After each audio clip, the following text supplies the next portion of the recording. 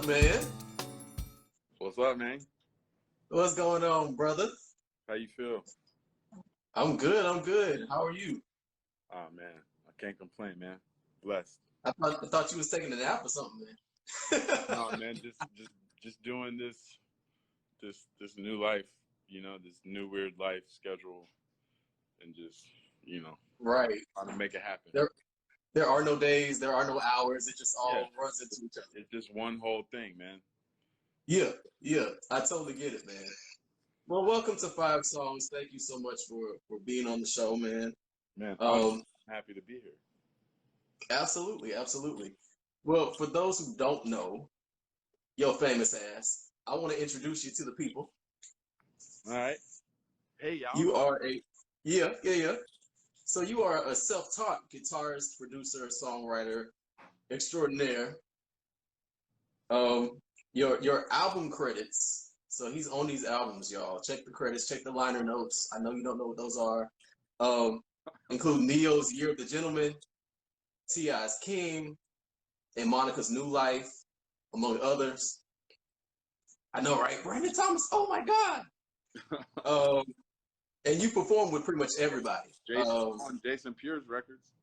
Hey, we gonna get there. We gonna get there. You on all them joints.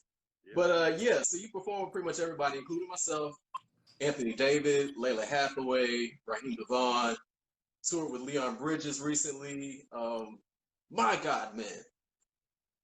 You are one blessed individual, dude. Hey, man, I'm trying. That's how I see it. It's just all blessings, and I'm thankful that I got that I've had the opportunity to do all those, just be in the presence of those artists, but definitely to like share the stage with those artists, because like growing up, like I didn't go to concerts, so it's like it's kind of ironic that I didn't go to many concerts, but now I've been in so many concerts. It's like I've spent, like, I've done thousands, I guess, probably approaching, just individual, like, you know, whatever level show, like whether it's local or the biggest stadium in the world. It's amazing, because even up until like I was like 17, 18, I never like went to concerts like that. You know what I mean? It was not like a game plan. So That's crazy, man. You never know what God has mapped out for you, right? Hey! You never know what he's got for you. Hey! God always seems to have something good for me, at least. So, amen. Absolutely, man. So yes, so you did mention that we have worked together. You have worked with me as a songwriter and also as an artist as well. I have to give you time, bro. It's crazy, dude. I don't remember what year we met. Yeah. Um, I know it was around.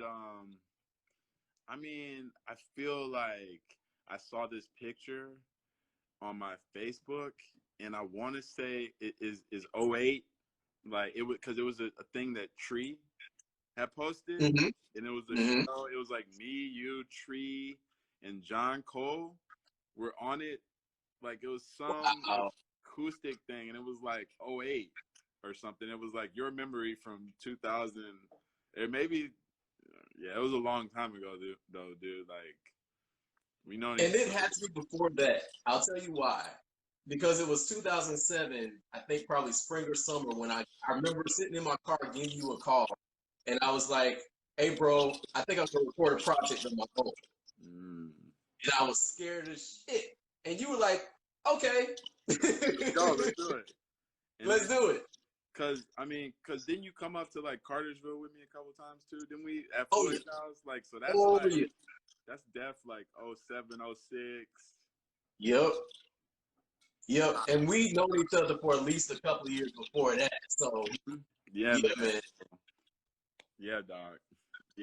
That's crazy. But yeah, you have been a part of every single one of my releases up to this point, including that very first one. You were instrumental in putting that together. So I thank you infinitely for starting me on this road of artistry. Honor, you're an amazing writer. You always been like when other cats was like learning, like you was already like a writer. Where I was like, oh damn, Jason is right. Like, he like pinning like all types of things. You know what I mean? Not just like, oh well, I do this. You know, you had some lane. You already had some lanes back then, like to go down. So hey man, I'm honored to be a part. Honored Thank to you, brother. I really appreciate you, man. Absolutely. sure. So let's jump into this amazing song list that you sent me.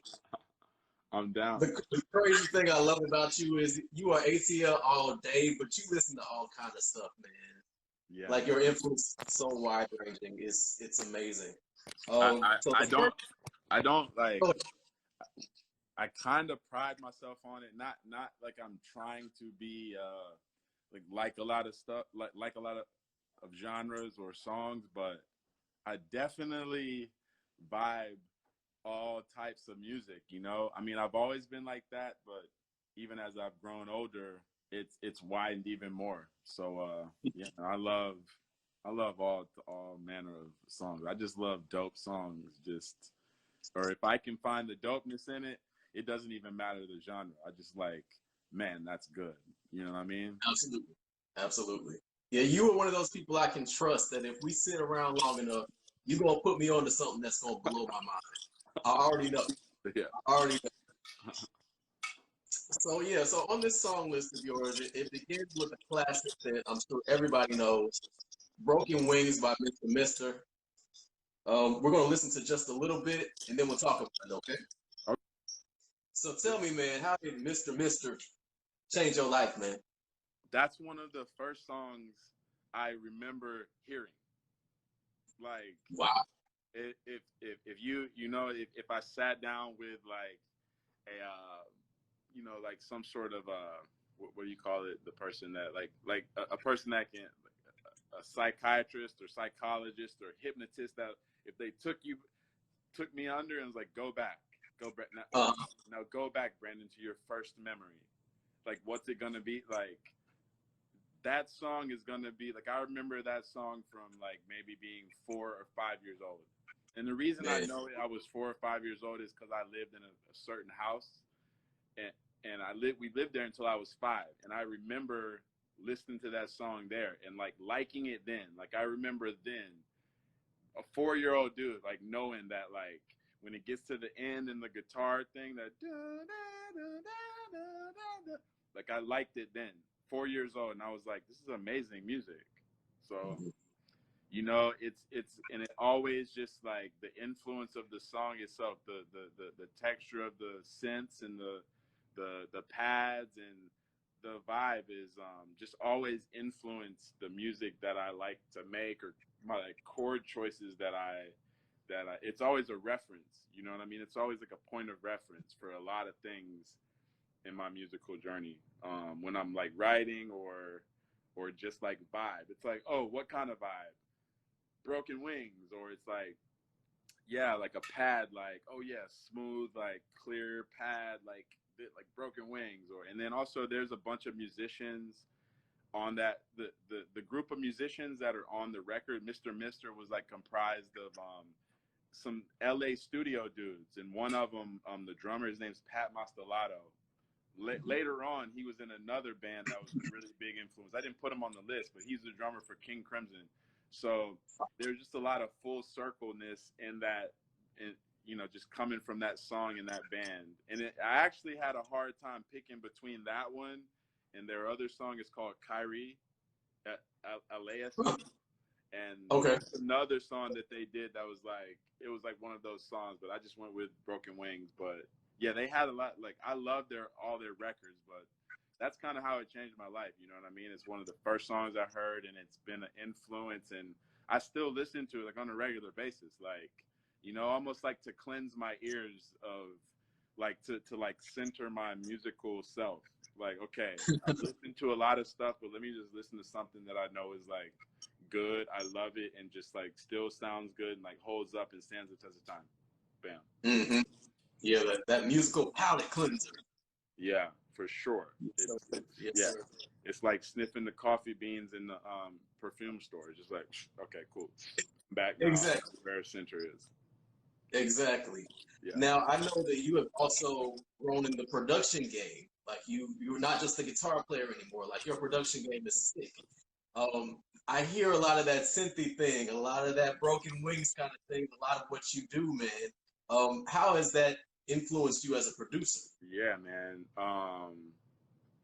Yeah, I definitely like rip it off all the time. Like I'm trying to like rip that off, drop that vibe for sure all the time. And it's just like even like if I hear a song that's like I'll be listening to Zed, for example. Uh-huh. And I say Zed being like a newer, more like current artist who's like on the cutting edge of like synths and stuff like that. I'm listening to his music and like trying to find, you know, like comparing his pads to like the pads in, you know, Broken Wings and stuff like that. And yeah, it's always like when you listen to Broken Wings, to me, if you go back and listen to it, just when you're vibing it, like turn it up real loud and Mm-hmm. like the synths are so loud in the song. You don't really like think about it until you just like try to like, okay, listen to the synths the whole time. In every part of the record, you can hear every piece of the synth, every level, the lows, the mids, the highs, like I mean like the tenor parts of the synth, so to speak, and the soprano and the alto all the way through. And so yeah, like I'm always trying to get that vibe where you're like swallowed up by the synths or the pads. Yeah, so every day, man, it's such a big influence. That song, their music, that vibe has been so influential. That Yeah, is awesome.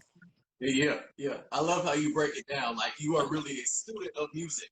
I He's try. dissecting this stuff, y'all. Yeah, yeah. I love it, man. Well, the next song on your list brings us forward in time just a little bit, to an era that a lot of us are familiar with and love and miss, the 90s. Woo, man. Lady by D'Angelo. Yeah. Crazy, crazy record. Let's listen to a little bit, not that y'all don't know, and then we'll talk about it. I don't want to play too much because I ain't fooling with Instagram, but y'all know it. So tell me, man, how did that song influence you, change your life, man? Okay, so like I was in middle school when this came out, and like you know how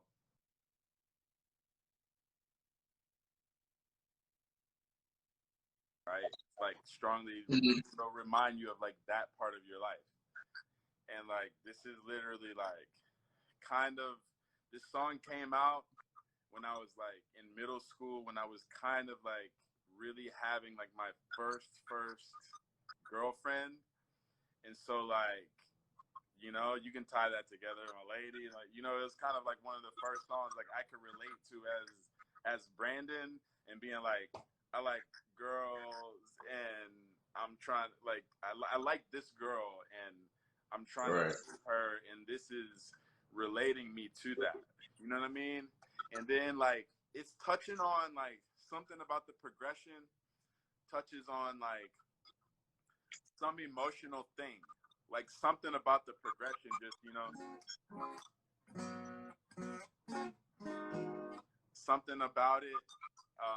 It just gives it's like an emotional vibe, and then it was like it's like the grooviness of it, and he's like I learned so much of like about like Pocket, but like soul and like emoting in that song, and it's just like it's still relevant. Like if I play it, like I did a live stream with Cameron Corvette the other day, and like we did the Yeah. song, and it always goes hard. You know what I mean? Okay. I was doing the thing outside last Friday at Old Fourth Ward, and me and John Cole played it, and it's still relevant. It's just so sound, and it's yeah, I think it's one of like look, D'Angelo has many amazing songs we could talk about, but Mm-hmm. that one still just stands up, and I think it like sort of crosses. It's like one of the best records on the album, but it's also like his maybe his most popular song. You know, it's like Yeah. Yeah. so it has like some kind of like catchy R&B sensibility that makes it like so palatable for anyone, but yet it's like it's as good as like a deep cut record. It makes me feel like I'm listening to like a deep cut.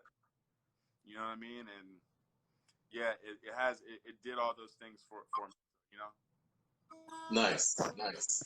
So not only on the musical level, but it also ties back to memory. That's what music does for us, man. It's crazy. Oh, y'all, we in trouble. He got the guitar in his hand now. Oh, shit. All right, man. So actually, this is a good time. The next song on your list is "Drifting" by Andy McKee.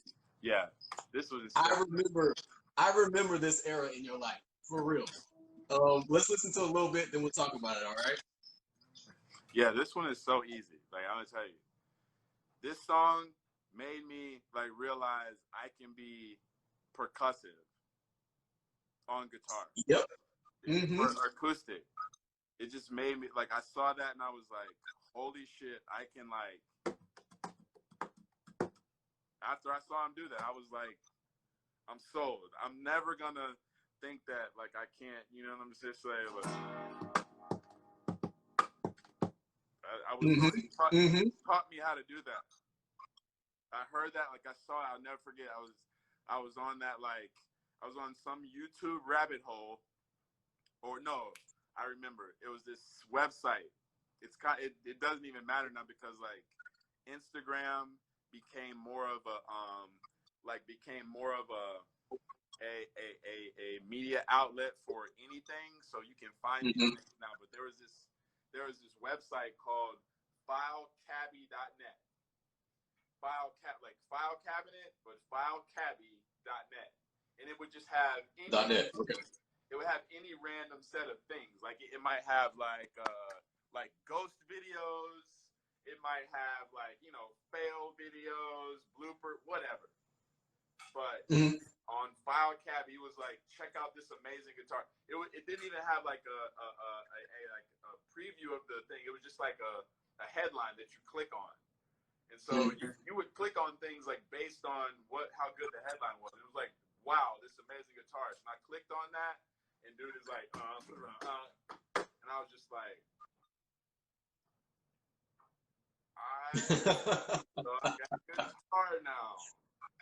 I sucked. Like this is like, and I remember it was like I lived in Little Five. So this was like 06 whenever I saw that, and I was just like, I like that, and it just. And it just made me want to be a better acoustic player. And then, you know, I guess I really like strive to get some of those techniques from that song. And I ended up really loving Andy McKee as a guitarist, as a writer. And then that also led me to like all the other acoustic fingerstyle dudes that I'm into, like Antoine Dufour or Michael Hedges, who's like the godfather of that acoustic fingerstyle thing. So that song single-handedly opened me up to all that. And that's not my favorite Andy McKee song. I could have named like 7 other songs that I like more, but that one changed my life. It relates to like right now during this COVID time, everyone's doing like acoustic, you know, stripped down versions of things. Whether it's church, whether it's whatever, everyone's doing acoustic, and like all the techniques that I use, like kind of the second tier of techniques that I learned as an acoustic guitar player started from that song, single-handedly. That's crazy. That's why I picked that one. I remember that song. I remember that time in your life, dude. Like, that's how long we've known each other. I remember coming over to your place, and you were like, dude, have you heard of Andy McKee? No. You got to check him out. Yeah. So, like, you showed me all these videos, and then next thing I know, like, we're playing gigs together. You slap the guitar. And I'm like, what is he doing? It's amazing. Keep doing it. That's crazy, man. Wow. So, the next song on your list is back to the one everybody else is going to know, I think. Human Nature by Michael Jackson. If you don't know it, I don't know where you've been, but we'll play a little bit anyway, and then we'll talk about it, all right? Yeah, sorry, I got to cut it off with the good part. Hey, So tell me, how that song changed your life, man? Man, okay, I picked that song too because that's another song that I remember like very early on in my life, like when I was like whenever that came out. I was born in '81, so Mm. talking about I was like 5 or 6, but I remember that's the first memory I have of my mom playing like a record, like a vinyl, like a big Mm. old vinyl. We had a record player, and like the thing is like, mommy, please let me drop the needle on the record so I can hear it go and then start. Yeah. And like my mama wasn't, she's not like a big huge music person where she had buku albums, but she did have that Thriller album, and it was so fun to like open the big old vinyl thing. You know what I mean? Like it was so fun to like. This ain't Thriller, but it was so fun to do this. To take that and then be like, and then for some reason that song, it was just like it came on, and I had the like it was emotional sounding to me. It was like it has some kind of like emotion to it, and I could feel it when I was young. I still feel it now, and I'm aware of it, and I understand more of like the architect of a song and how to make that happen. But I could sense that then, and it was just like it's just everything about it. And then you know, it's Michael Jackson, it's Quincy Jones, it's Toto, because that's who wrote Mm-hmm. it. And Mm-hmm. yeah, and that song like led me to like want to learn more about the the the making of a record, really making a record, like an album. Like when you go in with a producer and y'all are in there, and we're gonna start, and when we're done, we're gonna have an album that we're gonna put out. I learned a lot about that process through wanting to know more about that song, and it's another song that always works, no matter where I play it, who I play it for. It's transcendent. Everyone likes it. Everyone knows it. Like all ages, even like little kids. You know, like sometimes you know, like at least know the little falsetto-y thing. And I think it's a um yeah, and then also learning about like what the song is about. Just the story behind the song. It taught me a lot about um, the whole process of making music through watching information and like documentaries about Michael and Quincy just getting it in. And yeah, it was cool because I think they were making Thriller, and they were kind of closing off the record. And then Quincy was listening to a demo, and it was the last song on the demo, and the song is written by Toto. So you can go on YouTube right now and see Toto doing it in their video for it. It's the exact Wow. song. It's no Wow. different, nothing. And Steve Lukather, the guitar player from Toto, he's playing on the record on Michael Jackson's record, but it's Toto's song. And just yeah, so it was like kind of like one of the last pieces to the record, and kind of and even on the album, I think it's like the song before the last song. So just all of those things just made it become like a very special song for me. And it's just the changes in it, like Michael doing falsetto over these amazing chords, and the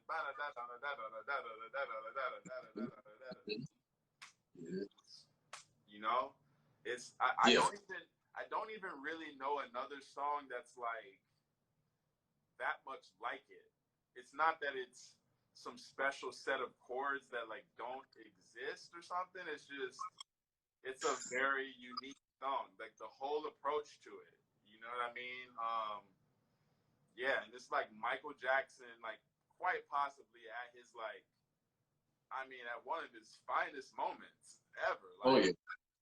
Oh yeah. yeah, you know what I mean? That's like Michael Jackson, like rookie of the year, MVP season, like type. I mean, it's not his rookie album, but I mean, this is him at his finest.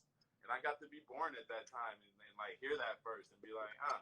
I think it's a good foundation and like really put me in the game to like, yeah. everyone born then was like, yo, you're coming in the game with some like, man, hearing some amazing music. Maybe one of the best artists of a lot of generations in the future. It's still like, yeah, Mike was one of them dudes. So yeah. Absolutely. And it's one of those songs that translates well too. I've heard so many cover versions of that song with jazzy inflections, with like folky inflections. No matter where you take it, if you do it well, it translates. It translates. Yeah. And shout out to Toto though, because those guys wrote it. And then yeah. But yeah, do that when you get a chance. Check out Toto doing their version. Not their version, doing the version, the original version of it, and it sounds amazing. It's killing. It's really. I'm killing. on it. Yeah. You said Toto, that's a win. Toto, man, all day. It's a win, dude. Yeah. So the last song on your list takes us to another band, Radiohead. Yeah. Weird Fishes, man. Listen, I couldn't even. Radiohead. It was hard to like.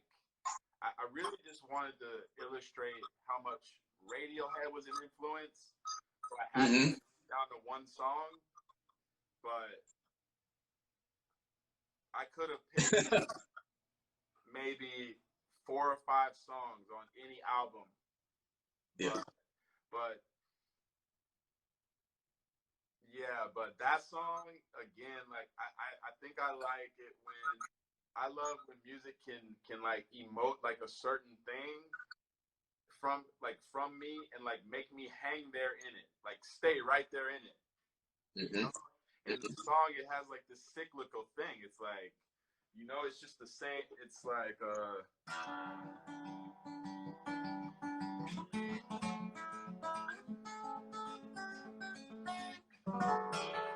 it's just this cyclical thing. You know what I mean? And it just like. Once I heard that, it was just like, man, it taught me how to like, yo, you can stay there in this groove and just maintain it.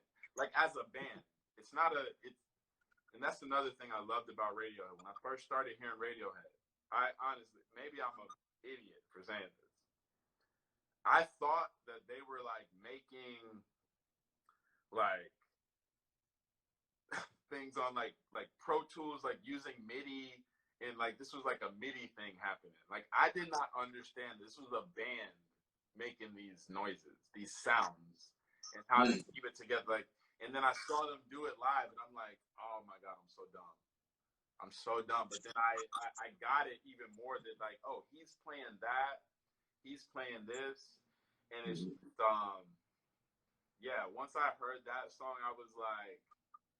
It opened me up to a whole nother kind of vibe you can be in, especially on guitar too, because it's not about playing this like virtuoso thing on guitar. It's not about like Andy McKee. You're watching it and you're like, you're amazed that he has the ability to do this thing. Like you don't even kind of like, you can't take it all in. You gotta like watch it 2 or 3 times before you're like, whoa, that's what he did. But it's very simple, the riff for Weird Fishes. And Radiohead really, like, throughout their whole musical catalog, over and over, showed me again that, like, it's not completely about virtuosity or being, like, an amazing musician on any instrument if you know how to put a song together. If you can find a song, and also it taught me, like, about, like, finding the riff, and finding the song in any riff. It doesn't have to be like always, you know, linear or thinking of it in like the same.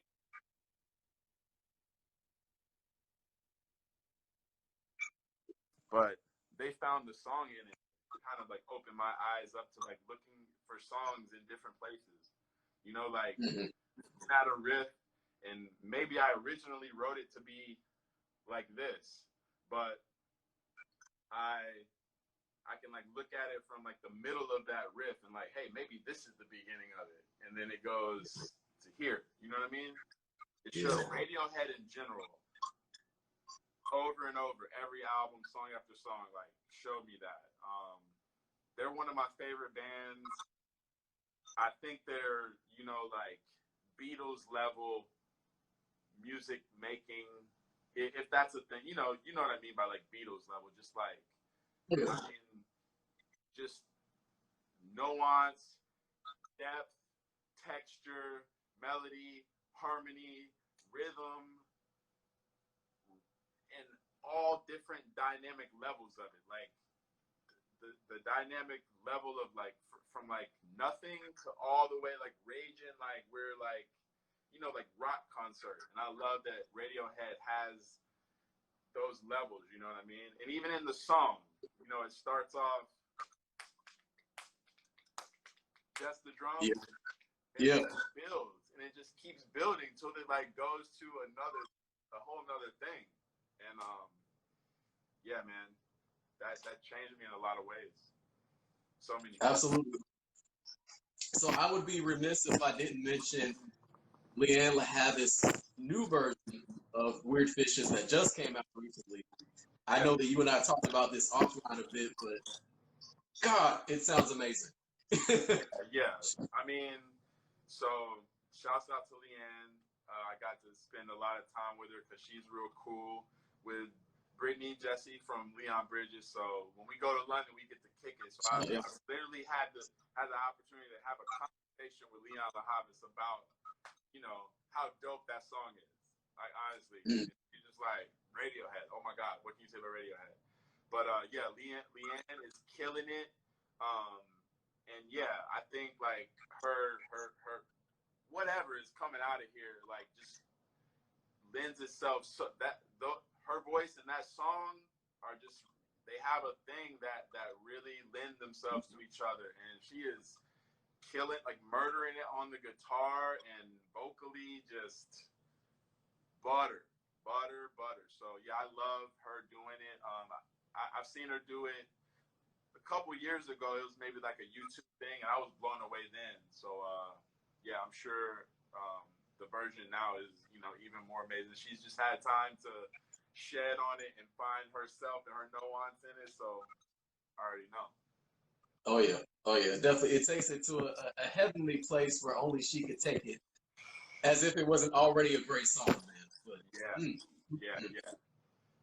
But all in all, I picked those songs. You know, that's what we're talking about. But a lot of it is about the artist too. You know what I mean? The song and the artist's influence at, you know, the artist's body of work, their influence on me. So you know, a lot of those artists themselves and their body of work help to like shape and change and grow me into the direction that I'm in. You know what I mean? Absolutely. Well, man, thank you so much for taking time out to be on the show. 5 songs, man. I really appreciate you just in general as a person. Oh man. But yeah, thank you again. So before we go, tell the people where they can find you and what you got coming up next, man. Yeah, all my social media is Brandon A. Thomas, Facebook, Twitter, IG. So you can just find me. You can even just Google Brandon A. Thomas guitar. I'll come up. So find me there. You can also, I also have an event that I do in the city whenever life comes back and we go out again. It's called Timeless ATL. So you can go to my page, my IG page, Brandon A. Thomas, and right in the bio, you can click Timeless ATL. So go follow me. And I try to expound on exactly what we're talking about, which is like my love for songs and doing songs. So it's an opportunity for singers all over Atlanta to come through and like vibe on some songs, like kind of some cover songs. It's not like a karaoke or open mic kind of thing. It's really about vibing on some songs you love with some super dope musicians and having a vibe going at Bankman's, where I have it. Bankman, shout out to Bankman's, a great establishment, restaurant, probably one of the nicest live rooms in Atlanta relative to its size. You know, there's a lot of bigger venues, but definitely for its size, you can't beat Bankman's. What a room. So yeah, it's a vibe. So definitely go check me out on Timeless ATL. And thank you so much, Jason, for having me. I appreciate it, man. problem, man. Long time for anything you ever need from me. You already know you got me. Yeah, and if you want, we can do another 5 songs. Talk about songs all day. I know, right? We can just talk about songs for hours because we've done it before. Yeah. All right, man. Well, we definitely got to get together and create some new high shit. But we'll make that happen, man. I'm with it. Thank you so much, Jason. Cool. Absolutely. Well, you have a good night. Thank you to everybody that tuned in. This has been 5 Songs with Brandon A. Thomas. Have a good night, everybody. Thank you, everybody.